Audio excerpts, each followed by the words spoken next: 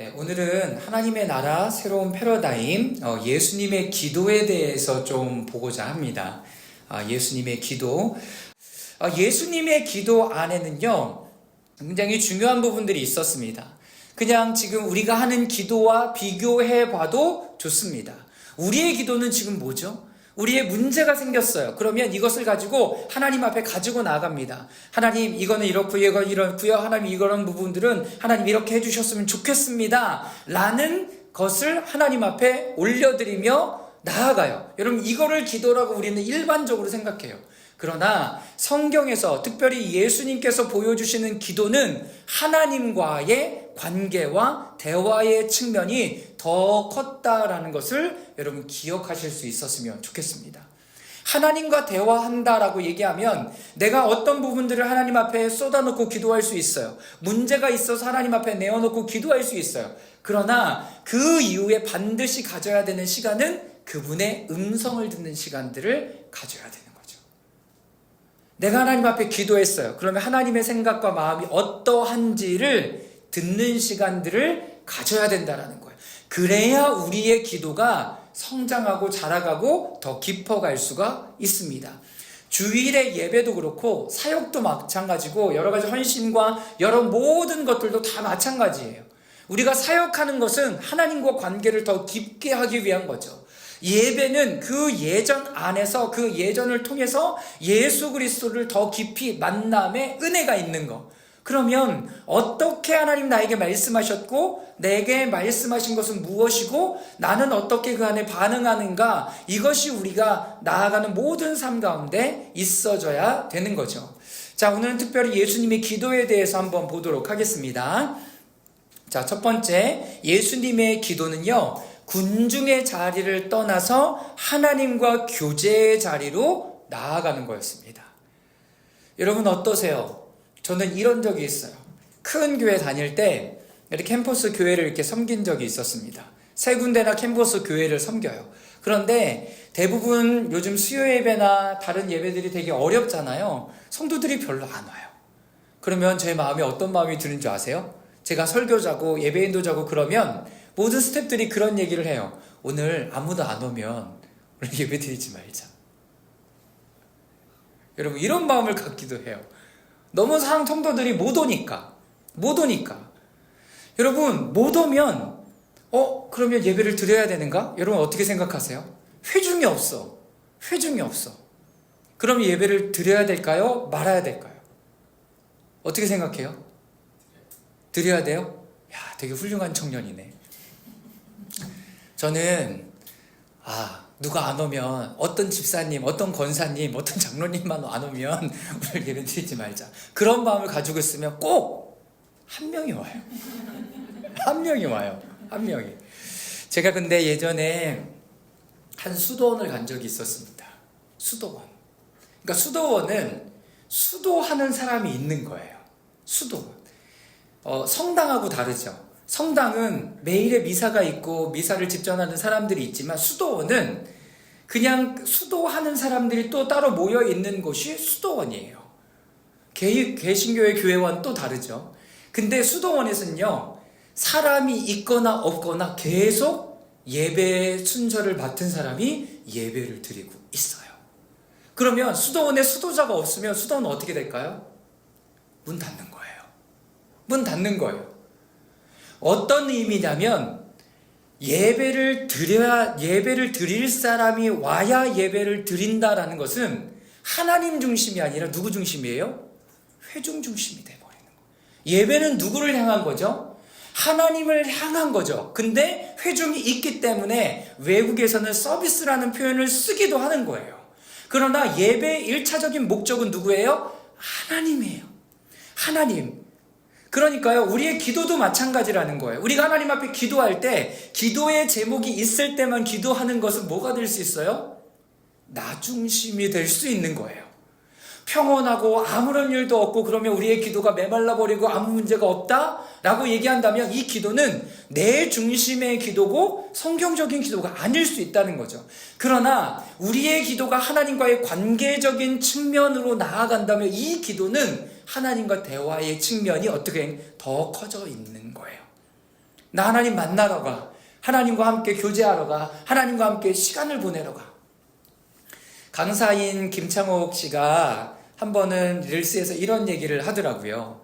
자기가 어떤 병원을 갔는데, 병원에서 이제 사람들하고 이제 강연을 하려고 하는데, 자기가 왔으면 이제 호스트하는 분들이 계시잖아요. 그런데 원장 수녀님이 딱 나오더니, 거기에 캐톨릭 재단이었나요? 원장 수녀님이 딱 나오더니 그 김창호 강사님에게 이렇게 얘기하더래요.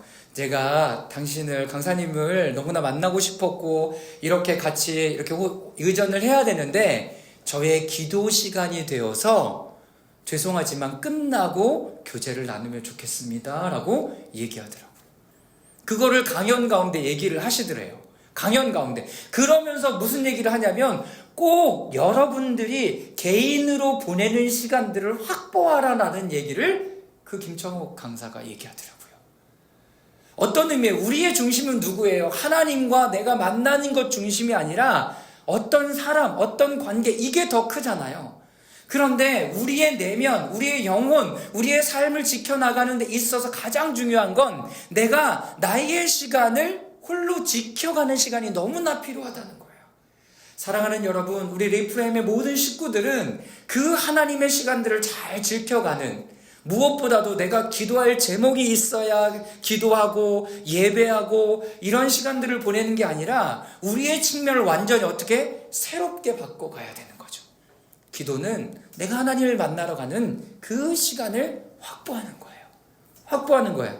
오늘 말씀 읽어보겠습니다. 누가복음 5장 12절에서 16절까지 말씀인데요. 저와 여러분들이 한 절씩 교독하며 읽도록 하겠습니다. 제가 12절을 읽겠습니다. 예수께서 어떤 동네에 계실 때에 온 몸에 나병이 든 사람이 찾아왔다. 그는 예수를 보고서 얼굴을 땅에 대고 엎드려 간청하였다. 주님, 하고자 하시면 나를 깨끗게 해 주실 수 있습니다. 예수께서 손을 내밀어서 그에게 대시고 그렇게 주마 깨끗하게 되어라 하고 말씀하시니 곧 나병이 그에게서 떠나갔다. 예수께서 그 사람에게 아무에게도 말하지 말라고 명하시고 이렇게 말씀하셨다. 가서 제사장에게 내 몸을 보이고 내가 깨끗하게 된 것에 대하여 모세가 명한 대로 예물 드려서 사람들에게 증거로 삼아라. 그러나 예수의 소문이 더욱더 퍼지니 큰 무리가 그의 말씀도 듣고 또 자기의 병도 고치고자 하여 모였다. 함께 읽겠습니다. 그러나 예수께서는 외딴 데로 물러가 기도하셨다. 여러분, 지금 어떤 일이 일어나고 있어요? 예수님이 나타나시니까 나병 들린 사람이 왔고, 그리고 엎드려 절하면서 나를 깨끗이 해달라고 이야기하고 간청하고 있어요. 예수님이 이 사람을 고쳐주셨어요. 너무나 놀라운 일들이 펼쳐졌죠? 자, 15절. 그러나 예수의 소문이 더욱더 퍼지니 큰 무리가 말씀도 듣고 자기의 병도 고치고자 하여 모여들었다. 저는 좀 재밌었어요. 말씀도 듣고 병도 고치고. 우리나라 그다음에 뭐도 하고. 네. 여러분, 이런 마음이에요. 근데 이런 마음에 예수님 어떻게 하시냐 보면 예수께서는 외딴 데로 물러가 기도하셨다. 여기에 외딴 곳이다라는 것은요, 광야를 뜻하는 거예요. 그러니까 사람들이 많은 곳을 떠나서 조용한 곳. 아까 식사하면서 광야에 대해서 얘기했는데 광야는요, 아무 소리도 안 들려요. 아무 소리도. 그냥 작은 벌레 소리, 내 발자국. 제가 예전에 이스라엘 갔는데 3명이 차를 타고 이렇게 광야를 갔어요. 와, 진짜 아무 소리도 안 들려. 해질녘에 해가 너무나 멋지게 쫙 이렇게 지려고 막 그러고 있어요. 근데 제가 발을 한 발짝 딱 내리고 와자작, 자, 모래바닥에 돌이 조금 있으면 와자작 이런 소리가 나는 거예요. 너무 재밌어갖고 제가 어떻게 했냐면 이렇게 걷지 않고 더 큰 소리가 나게 발을 비벼가며 와자작 이렇게 걸었어요. 그랬더니 저기 멀리서 어떤 사람이 막 뛰어와서 Be quiet! 그러는 거예요. 보니까 누가 그랬냐면 명상하러 온 사람이었던. 야, 저녁회를 온몸으로 받으면서 매트 하나 깔고 거기에 온몸으로 기운 받고 있는데 제가 와자작 소리가 나니까 너무나 화가 났던 모양이에요. 막 뛰어와서 Be quiet!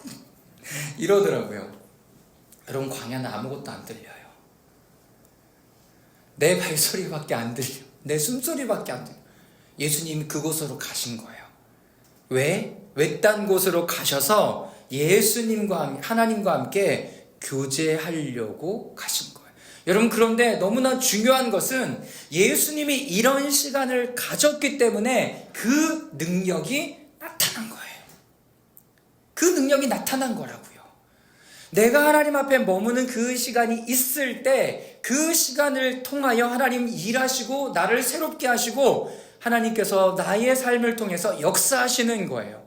여러분, 여기서 아까 예배랑 연결한다면 어떤 의미를 가져요? 우리가 항상 예배 드리고 있어야 돼. 예배하고 있어야 돼. 로마서 12장 1절과 2절처럼 나의 몸을 거룩한 산제물로 드리고 있어야 해. 여러분, 그래야 우리의 삶에 능력이 나타나기 시작하는 거예요. 부산의 한 대형교회 목사님을 만난 적이 있어요. 개인적으로. 그런데 그 목사님은요, 어떤 일이 있어도 새벽 기도부터 12시까지는 아무도 안 만나고요, 하나님과 교제하고 기도하고 설교 준비하는 시간들로 샀는데요. 장래가 나도 어떤 일이 있어도 그 시간을 확보하는 거예요. 여러분, 쉽지 않아요. 쉽지 않아요. 그분이 캐나다에 계실 때부터, 한국에 계실 때부터, 그리고 어마어마한 대형교회를 운영하고 계심에도 불구하고 절대로 그 시간은 포기하지 않는 거예요.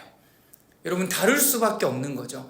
사랑하는 여러분, 여러분들이 아무리 바쁜 그 시간 있을지라도 여러분들이 하나님 앞에 나아가는 그 시간을 확보해서 여러분, 그 시간에 주님 앞에 나아갈 수 있기를 주님의 이름으로 축원합니다. 여러분, 사람들의 의도가 너무나 명확해요. 말씀도 듣고 자기네 병들도 고치려고 와요.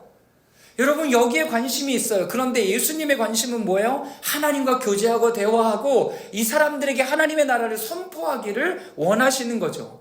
예수님은 하나님과 기도하고 교제하기 위해서 여러분, 물러나세요. 한적한 곳으로, 조용한 곳으로 물러나요. 아무도 없는 곳으로, 제자들도 모르는 곳으로 물러나시는 것이 성경에 많이 기록되어 있습니다. 이 교제로부터 그의 선포가 어떻게 해요? 성장해요.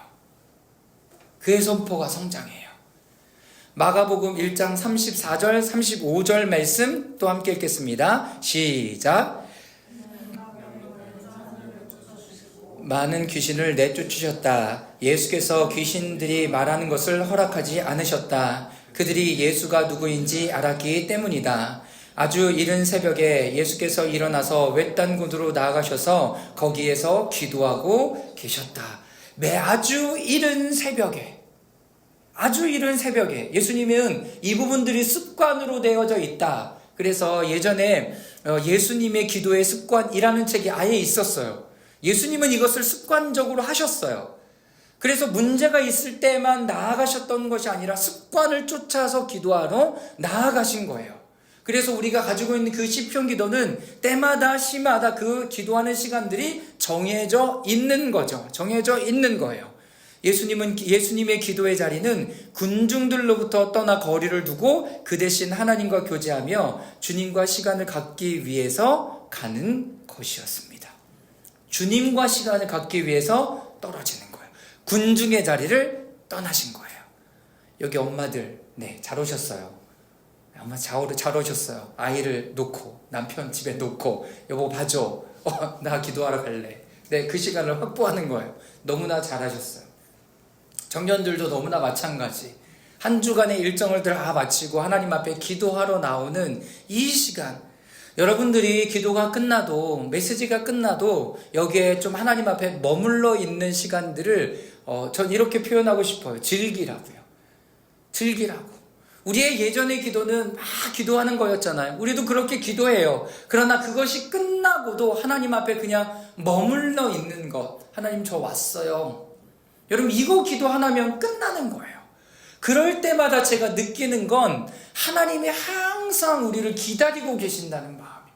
항상 우리를 기다리고 계세요. 먼저 오셔서. 우리의 마음을 너무나 잘 아시는 거죠. 자, 두 번째, 예수님이 기도하실 때의 일은 명확했습니다. 첫 번째는 예수님이 군중의 자리를 떠나서 하나님과 교제하러 조용한 시간들로 나아가셨다면 예수님은 기도하실 때 일은 명확했습니다. 그냥 그 기도를 통해서 뭘 이루어내고자 함이 아니라 하나님의 일을 나타내시는 것이 명확하셨다는 거예요. 여기서도 우리는 굉장히 중요한 인사이트를 얻을 수 있습니다. 명확한 하나님의 일들이 나타나고 드러나기 시작했다라는 거예요. 자, 여기 이제 여기에 이제 어디 말씀이 써있지 않는 것은 다 누가복음 말씀입니다. 자, 누가복음 3장 21절 말씀인데요. 또 함께 읽겠습니다. 시작. 백성이 모두 세례를 받았다. 예수께서도 세례를 받으시고 기도하시는데 하늘이 열리고. 야, 예수님이 세례를 받았어요. 근데 누가는요, 조금 더 디테일하게 써 있어요. 다른 복음서에는 예수님이 세례를 받고 물 위에 올라오니 하나님의 비성령이 비둘기처럼 그의 어깨에 내려 앉았다라고 표현하고 있는데요. 여기에는 기도하시는데 하늘이 열렸어요. 예수님의 기도는요, 하늘을 열어내는 힘이 있었다는 거예요. 하늘을 열어내는. 여러분, 하늘이 열어내면 어떤 일이 벌어지죠? 노아의 홍수 때는 하늘이 열려서 비가 40일 주야로 내렸어요. 맞죠? 하늘이 열렸을 때 성령이 비둘기같이 내려왔다라고 얘기하는 것은 성령을 우리 가운데 부으시는 사건이 우리 가운데 계속 일어난다라는 것을 이야기해요. 하늘이 열리고 여러분, 하나님의 은혜의 담비와 그 은혜의 빗줄기가 우리 가운데 충만하게 쏟아 부어지는 시즌이 되는 거죠. 여러분, 예수님의 기도는 명확했습니다. 예수님의 기도는 어떤 거였어요? 하늘을 열어내고 하나님의 일들을 이 땅 가운데 흘려보내시는 일들을 하시는 거예요. 명확하죠? 자, 예수님이 또 9장 18절에 이렇게 기록하고 있습니다. 또 함께 읽겠습니다. 시작. 예수께서 혼자 기도하고 계실 때 제자들이 그와 함께 있었다. 예수께서 제자들에게 물으셨다. 사람들이 나를 누구라고 하느냐? 여러분, 이것은 마가복음 16장 16절에도 똑같이 기록되어져 있는 말씀인데요. 예수께서 혼자 기도하고 계실 때 제자들이 그와 함께해요. 예수님의 기도는 그러면 뭐였을까요? 자신을 드러내는 기도였어요. 자신을 드러내는 기도. 예수님이 기도하시고 제자들에게 물어요. 사람들이 나를 누구라고 하든 선지자, 예언자 누구랑 비슷하다고 얘기합니다. 그런데 너희는 나를 누구? 제자들에게 딱 꼬집어서 얘기하시잖아요. 너희는 나를 누구라고 하느냐? 그러니까 오늘 본문이 조금 누가복음에 포커스 되어 있는 것은요, 다른 복음서에서 얘기하는 내용들이 좀 빠져 있어요. 기도하시는데 하늘이 열리고요. 예수께서 혼자 기도하고 계실 때 자신의 정체성을 드러내기 시작하셨어요. 하나님의 일이죠. 예수님이 자신의 일을 드러내요. 그리고 십자가의 사건을 예수님의 제자들에게 나타내기 시작하세요. 여러분, 예수님이 지금 어떤 특별한 일들을 행하시고 계시다는 거예요. 그러면 여기서 우리가 힌트를 얻을 수 있는 건 뭐예요? 기도한다는 것은 예수님의 하나님의 어떤 특별한 일을 열어내는 열쇠가 될 수 있다는 거예요. 하나님의 어떤 특별한 일들. 자, 또 보겠습니다. 28절, 29절 말씀인데요. 또 함께 읽겠습니다. 시작. 이 말씀을 하신 뒤에 여드레쯤 되어서 예수께서 베드로와 요한과 야고보를 데리고 기도하러 산에 올라가셨다. 예수께서 기도하고 계시는데 그의 얼굴 모습이 변하고 빛이 났다. 여러분, 이 사건은 어떤 사건이에요? 변화산 사건이에요. 변화산 사건. 변화산은요, 예수님이 부활하고 광채가 나는, 그리고 부활의 옷을 입은, 그리고 새로워진 모습을 보여주는 사건이었어요. 근데 예수님이 어떻게 해서 기도하고 계시는데 라고 얘기해요. 기도하고 계시는데 하나님이 또 뭘 보여주세요? 부활의 놀라운 역사와 그 일들을 변화시키는 일들을 보여주세요. 여러분, 기도하면 어떻게 되는 거예요? 변화되는 거예요. 우리가 이런 것 안에서 힌트를 얻을 수 있어요. 여러분, 더 새로워지길 원합니까? 여러분, 기도의 자리로 나아가는 거예요. 여러분, 이것을 우리는 배우는 거죠. 배우는 거예요. 그러면 무슨 기도를 할 건가? 이따 이제 예수님의 겟세마네 기도에서 보겠죠. 자, 11장 1절인데요. 또 읽어보도록 하겠습니다. 시작. 예수께서 어떤 곳에서 기도하고 계셨는데 기도를 마치셨을 때 그의 제자들 가운데 한 사람이 그에게 말하였다. 주님, 요한이 자기 제자들에게 기도하는 것을 가르쳐 준 것 같이 우리에게도 그것을 가르쳐 주십시오. 네, 제자들이 너무 기도하고 싶었나 봐요. 여러분 너무 기도하고 싶죠? 너무 기도하고 싶죠? 여러분 뭐라고 기도하실래요? 여러분 제가 지난주에 묵상을 하다가 지난주 화요일이었어요. 제가 묵상을 하는데 예수님께서 기도하시고 제자들을 뽑는 장면이 나왔어요. 중요한 일을 하시는 거죠. 이 다음 말씀이 예수님이 제자를 이제 뽑으시는 그 장면이에요. 그 장면인데요. 제가 너무 기도하고 싶은 거예요. 묵상? 여기서 접었어요. 그리고 기도했어요. 무슨 말씀인지 아시겠어요? 제가 묵상하려고 말씀을 폈는데 여기 누가복음 6장 12절에서 19절, 12절, 13절이에요. 제가 읽어볼게요. 그 무렵에 예수께서 기도하려고 산으로 가셔서 밤을 새우며 하나님께 기도하셨다. 날이 밝았을 때 예수께서 자기 제자들을 부르시고 그 가운데 12를 뽑으셨다. 그는 그들을 사도라고 부르셨는데 이렇게 써 있어요. 제가 이 말씀 묵상하는데요. 더 이상 묵상이 필요가 없는 거예요. 예수님 무슨 기도하셨을까? 어떻게 하셨을까? 무릎은 꿇었을까? 일어났을까? 엎드렸을까? 이거 중요하지 않아요. 예수님이 어떻게 밤을 새우며 기도하셨고 엄청나게 중요한 사건, 중요한 일들을 하셨어요. 그럼 나는 지금 뭐 해야 돼? 기도하러 가고 싶어. 너무 기도하고 싶은 거예요. 너무 기도하고 싶은 거예요. 내 기도의 제목을 하나님 앞에 쭉 올려드리는 기도가 아니라 그때는 말씀 기도하는 거예요. 말씀을 쭉 읽는 거예요. 시편 기도하는 거예요. 시편 1편부터 쭉 읽어가면서 기도하는 거예요. 여러분 이것이 우리에게 지금 하나님이 요청하시는 기도의 모습인 거예요. 하나님 내가 이런 기도 제목이 있습니다. 이런 기도 제목이 있습니다. 이거 응답해 주셔야 됩니다. 이렇게 해 주셔야 됩니다. 이런 기도를 올려드리는 게 아니라 하나님이 원하시는 기도가 무엇인지를 알고 그 하나님의 마음과 뜻이 말씀 가운데 들어있으니 말씀으로 하나님 앞에 올려드리며 기도하는 시간들을 갖는 거예요. 여러분 묵상 필요 없죠. 어떻게 기도하러 가라고 지금 하나님 말씀 주신 거니까. 오늘도 여러분들이 끝나면 그냥 하나님 앞에 머물러 계실 수 있기를 바랍니다. 그래서 그 안에서 자연스럽게 떠오르는 기도의 제목들, 하나님 앞에 올려드리길 원하는 것들, 여러분 이런 것들을 하나님 앞에 쭉 올려드리세요. 찬양의 고백이 나온다면 찬양을 올려드리고요. 회개가 올려드리면 회개가 내 마음 가운데 일어나면 회개를 드리고요. 그러면 감사를, 기쁨이 그러면 기쁨을, 그리고 여러 가지 하나님의 마음이 내 안에 부어지기 시작한다면 여러분 그것들을 올려드리면서 그 시간들을 하나님과 교제의 시간들로 가져가십시오. 여러분 그것도 아니고 이것도 아니고 잘 모르겠다. 그러면 나 그냥 하나님 나 여기 왔어요. 이거 한마디면 그냥 충분해요. 한마디면 충분해요. 예수님이 어떻게 합니까? 예수님의 제자들에게 기도를 가르쳐 주세요. 너희는 이렇게 기도하라 라고 얘기하면서 기도의 모범을 가르쳐 주죠. 우리가 필요한 양식도 구해요. 우리의 죄도 하나님 앞에 고백해요. 그리고 하나님께서 이 땅 가운데 임하여 주실 것에 대해서 감사의 마음을 고백하기도 해요. 하나님께 우리 아버지라고 이야기도 합니다. 여러분 이것이 기도예요. 이것이 기도라고요.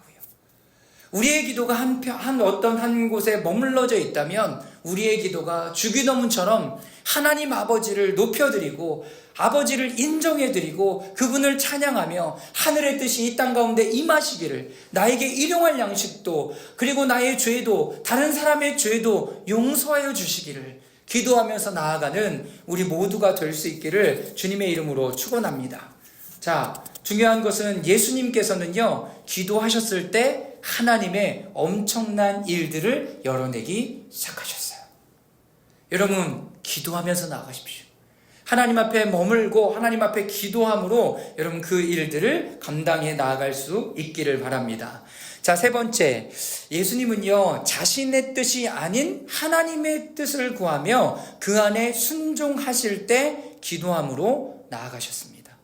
내 안의 뜻, 내가 원하는 갈망, 여러분 이런 것들을 찾아 나가는 것이 아니라 하나님의 뜻을 구하면서 나아가는 모습이 있었다라는 거죠.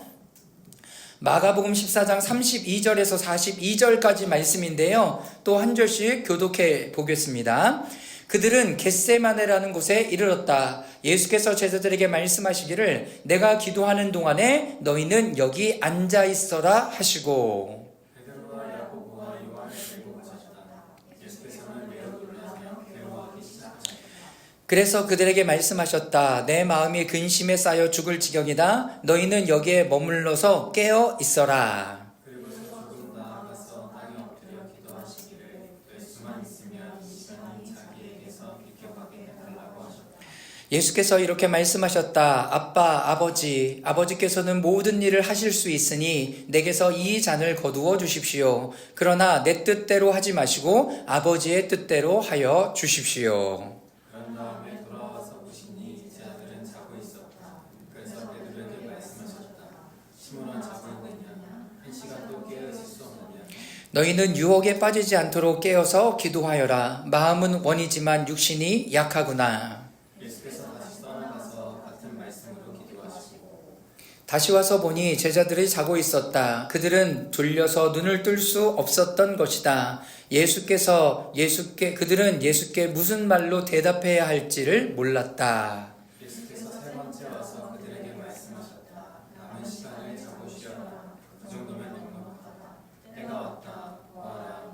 자는 죄인들의 손에 넣어라. 일어나서 가자. 보아라, 나를 넘겨줄 자가 가까이 왔다. 오늘 이 본문은 겟세마네라고 기도하는 예수님의 마지막 기도의 장면이 됩니다. 여러분, 그런데 오늘은 좀 간단하게 좀 나누겠지만 이 안에도 엄청나게 중요한 메시지들이 많이 담겨져 있더라고요.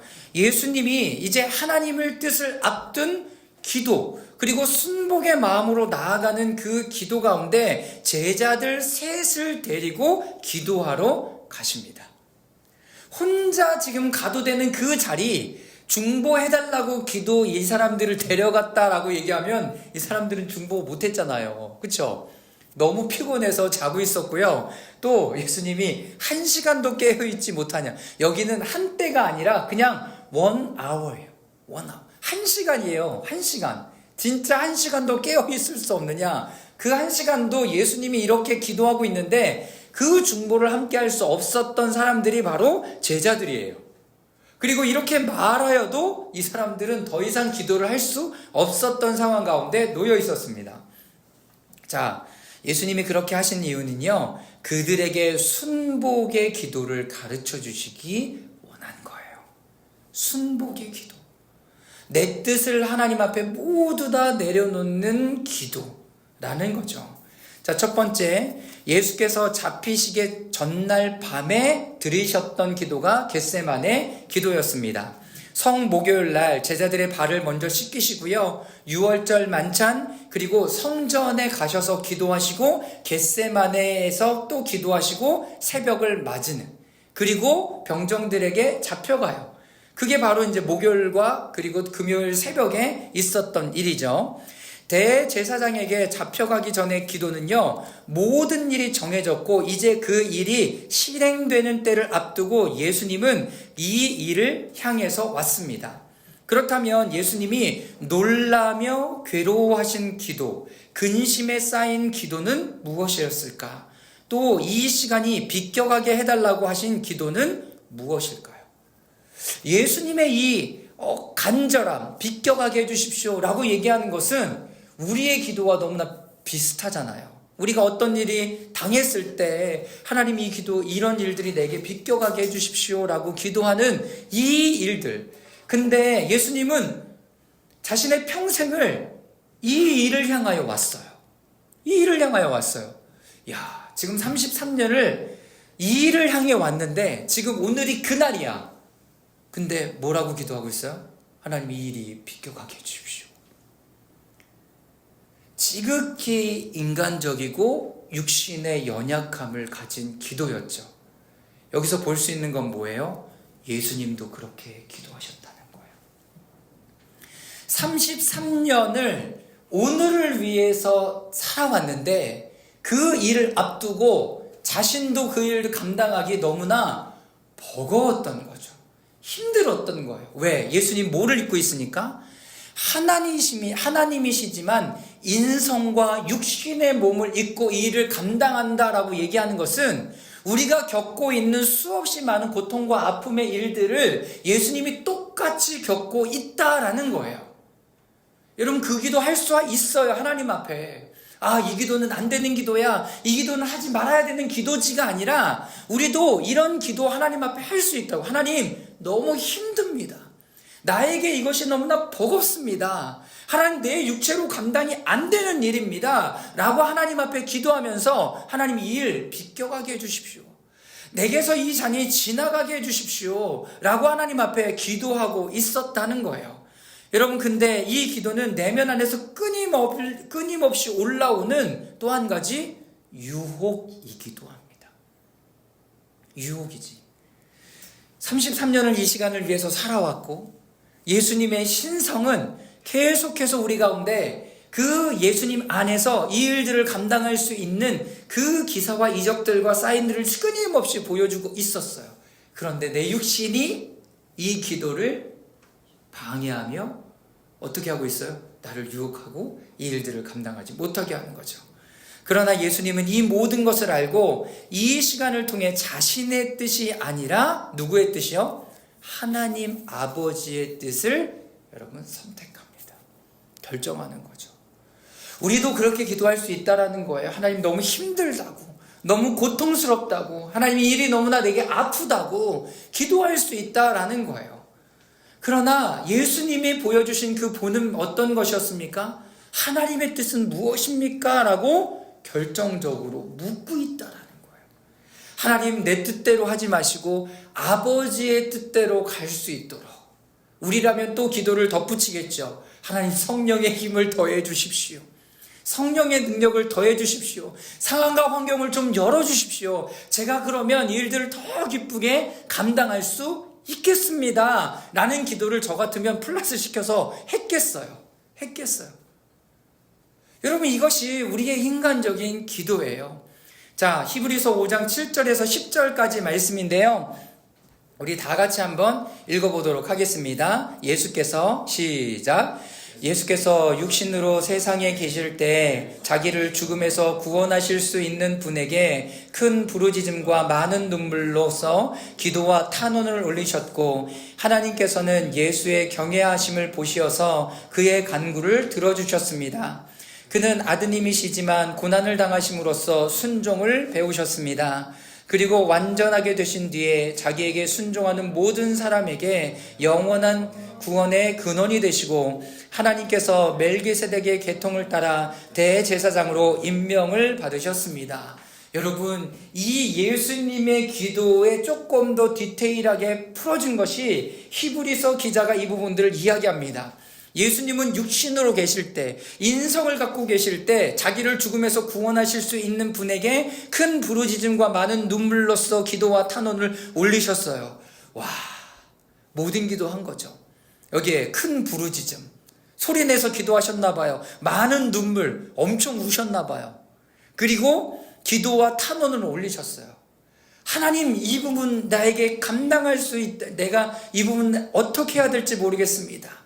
그런데 누구에게요? 자기를 죽음에서 구원할 수 있는 분, 우리 아빠예요. 우리 아버지에게. 근데 하나님이 이 기도를 어떻게, 그의 간구를 들어주셨는데요. 어떻게 이의 간구를 들어주셨어요? 고난을 당하는 걸로. 고난을 당하는 걸로. 여러분, 예수님의 우리에게 있는 그 기도의 응답은 yes, no 이것만 있는 게 아니에요. 웨이팅도 있어요. 그리고 우리가 스스로 해봐야 되는 이런 것들도 우리에게 주세요. 여기에 중요하게 봐야 되는 노도 하나님의 응답이라는 거예요. 아니야, 이 기도는, 이 상황은 너가 온전히 감당해야 되는 거야 라는 거. 그리고 예수님은 하나님의 아들이었지만 고난을 당하심으로써 뭘 배워요? 순종을 배우셨다는 거예요. 순종. 그리고 완전하게 되신 후에 자기에게 순종하는 모든 사람에게 영원한 구원의 근원이 되세요. 이거를 지금 예수님은 알고 계시는 거죠. 자기만의 어떤 부분이 아니라 이후에 예수 그리스도를 믿는 모든 사람에게 구원의 근원이 되게 하시기 위하여 그 고난을 순종으로 받아들이면서 그 시간들을 감당하면서 나아가셨던 것이죠. 여러분, 예수님이요, 나약함과 연약함으로 고통, 눈물, 근심으로 기도하셨어요. 그러나 나의 뜻과 생각과 마음을 관철시키려고 애쓰시지 않고요, 하나님의 뜻과 마음을 알아 순종하는 것을 우리에게 보여주고 계시다는 거예요. 이것이 예수님의 기도였습니다. 이것이 예수님의 기도였어요. 예스이기도 하고 노이기도 하고요, 웨이팅이기도 하고요, 내가 하나님 앞에 기도가 아니지만 하나님 앞에 내가 할 수 있는 부분들을 그냥 감당하며 나아가는 것, 이것도 우리에게 하나님 말씀하신다라는 거예요. 자, 두 번째, 이 겟세마네 기도에서 또 제자들에게 가르쳐주고 계시는 것은, 첫 번째는요, 자신의 뜻에서 하나님의 뜻으로 옮겨가는 것을 보기를 원하는 거예요. 예수님의 그 수제자 3명이요, 예수님이 그렇게 고통 가운데 눈물로 기도하는 것을 보면서 자신의 뜻이 아니라 하나님의 뜻을 순종하는 것을 보기를 원하시는 거예요. 보기를 우리에게도 마찬가지겠죠. 우리에게도 마찬가지인 거예요. 자, 36절 말씀 읽겠습니다. 시작. 예수께서는 이렇게 말씀하셨다. 아빠, 아버지께서는 모든 일을 하실 수 있으시니 이 잔을 내게서 거두어 주십시오. 그러나 내 뜻대로 하지 마시고 아버지의 뜻대로 하여 주십시오. 아버지의 뜻, 내 뜻, 그러나 아버지의 뜻, 이렇게 옮겨가는 것을 우리에게 가르쳐 주시기를 원하는 거죠. 자, 두 번째는요, 유혹에서 어떤 걸로 깨어 있음으로 가도록 우리를 초청하세요. 우리가 유혹을 받아서 그렇게 갈 수 있어요. 그러나 하나님은 이 기도를 통해서 어떻게 하기를 원하시냐면 깨어 있으라라고 우리를 격려하시고 응원하시고 말씀하세요. 38절입니다. 시작. 너희는 유혹에 빠지지 않도록 깨어서 기도하여라. 마음은 원이지만 육신이 약하구나. 우리의 마음이 이거를 너무나 하고 싶은 것도 아세요. 그러나 육신이 연약한 것도 주님은 아세요. 그러나 이 부분들을 감당할 수 있는 힘은 어디서 나오는 거예요? 깨어있음에서 나오는 거예요. 할렐루야. 여러분, 깨어 계시기 바랍니다. 깨어있는 거. 예수님이 기도할 때 함께 깨어있어. 우리가 마음이 이런 것도 아세요. 육신이 연약한 것도 아세요. 근데 주님이 그래서 깨어있으라라고 말씀하시는 거예요. 왜? 마음이 이렇게 돼 있고 육신이 연약하면 유혹에 넘어가기가 너무 쉬우니까 깨어있으라. 하나님의 뜻을 분별하라고 하는 거죠. 마지막, 육신의 나약함에서 온전한 안식으로 가게 하십니다. 41절인데요. 또 함께 읽겠습니다. 시작. 예수께서 3번째 와서 그들에게 말씀하셨다. 남은 시간을 자고 쉬어라. 그 정도면 넉넉하다. 때가 왔다. 보아라, 인자는 죄인들의 손에 넘어간다. 아멘. 육신의 나약함으로 잠잘 수밖에 없는데 이제는 온전하게 하나님 안에서 쉬라. 나눌 시간을 쉬고 쉬어라. 그리고 그 정도면 넉넉하다. 여러분, 지금 예수님의 제자들에게는 요거면 충분한 거예요. 요거면. 그런데 이렇던 예수님의 제자들은 계시의 증인이 되고 또 육신의 연약함을 이겨낼 수 없잖아요. 그런데 예수님의 제자들이 사복음으로 끝나지 않고요, 오순절에 성령의 강림이 임하면 예수님보다 더 강력하게 복음을 전하거나 많은 사람들이 돌아오게 하거나 그리고 더 먼 곳에 가서 복음을 전하기 시작했다라는 것을 여러분 잊지 마시길 바랍니다. 우리의 모습이 지금 여기지만 하나님은 끊임없이 우리와 동행하실 때 우리가 더 많은 영역으로 하나님의 나라를 선포하고 나아갈 수 있도록 우리를 인도하신다는 거예요. 인도하신다는 거예요. 여러분, 예수님의 기도, 오늘 이 기도를 통하여서 여러분들에게 울려지는 하나님의 메시지는 무엇입니까? 우리의 육신의 연약함도 아세요. 마음의 원함도 너무나 아시죠? 여러분, 그런데 하나님께서 또 우리에게 그것을 또 감당할 수 있는 힘과 능력과 은혜들을 또 보여주십니다. 그리고 우리가 거기에 머물러 있지 않도록 우리에게 격려하고 위로하고 힘주시는 그 하나님의 마음도 알 수 있는 거죠. 예수님이 가르쳐 주신 기도는 다음에 또 함께 나누도록 하겠습니다. 어쨌든 첫 번째, 예수님의 기도는 군중의 자리를 떠나 하나님과의 교제의 자리로 나아가는 것입니다. 여러분들이 많이 바쁘다면 더 하나님과 보내는 시간들을 확보하셔야 돼요. 그것이 5분이든지 10분이든지, 그래서 점점 그 시간들을 늘려가면 좋겠죠. 두 번째, 예수님이 기도하실 때 일은 어떻겠다? 명확했다라는 거예요. 하나님의 일들이 그 기도를 통해서 펼쳐지고 나타나고 드러나고 일하시기 시작해요. 그러니까 여러분들의 기도는 너무나 중요해요. 기도를 멈추면 안 돼요. 세 번째, 자신의 뜻이 아니라 하나님의 뜻을 구하는 그 기도의 모습을 우리에게, 제자들에게, 이 말씀을 읽는 사람들에게 보여주시고자 하는 거죠. 사랑하는 여러분, 오늘 하나님 앞에 기도하며 나아갈 때 먼저 좀 주님 앞에 잠잠히 머무는 시간들을 좀 갖기를 원합니다. 한 5분 정도 우리 하나님 앞에 잠잠히 머무는 시간들을 갖고요. 여러분들 마음에서 올라오는 그 기도들을 하나님 앞에 올려드리십시오. 감사, 또 기쁨, 또 아픔, 또 슬픔, 또 연약함, 이런 것들이 올라온다면 그런 부분들을 하나하나 올려드리기 시작하십시오. 그 이후에 또 우리가 기도하면서 또 하나님 앞에 나아가는 시간 갖기를 원합니다. 한 5분 정도 하나님 앞에 잠시 머물며 하나님과 하나님 임재 안으로 들어가는 시간 갖도록 하겠습니다.